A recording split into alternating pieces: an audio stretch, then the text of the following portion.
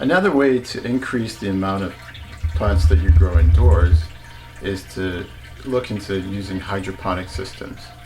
In a hydroponic system, what you're doing is exposing the plant roots to water that flows over those roots directly. The water contains nutrients that are used by the plant and uptake by it directly. So you get accelerated growth than you would in soil, where the plant's roots have to seek out the nutrients and find them in the soil. There are different kinds of hydroponic systems. In the simplest kind of hydroponic system, you simply have a tub or container that you suspend the plant roots into the water.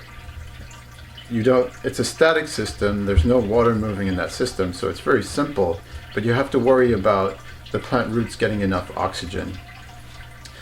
In the next kind of system, called an ebb and flow system, you're now moving the water periodically over the plant roots and then letting it drain, so there's an ebb and flow. So the advantage of that is that you now get more oxygen to the plant, but you do have to worry about having a time or a periodic way of flushing the system so that the plant roots don't drown. In the system that we've set up here, this is called the nutrient film technique, which is just a fancy name, but essentially what's happening is water is being cycled from a reservoir through a tube, usually through a pump, that pumps the water through the plant roots and back into the reservoir. So it's a cyclic system, and the water flows in that cycle. Here we have an example of aquaponics, but this could just have as easily been a reservoir with fertilizer or a plant mix inside it. We're hoping to build functions where these goldfish are producing waste that gets cycled from a pump that's in the system.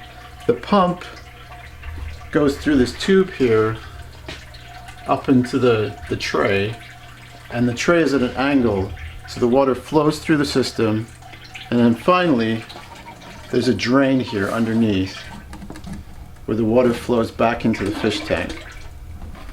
It's important to have this at a slight angle so that you get a bit of current to the water flow. When you're setting up the containers for your plants in a hydroponic system, I highly recommend going with these net pots. They fit into this modular system, which fits into a 10-20 tray. So you can fit 4 by 8, 32 different net pots in a single tray. You would then fill this net pot with a neutral medium just to support the seeds or plants that you're putting into the container.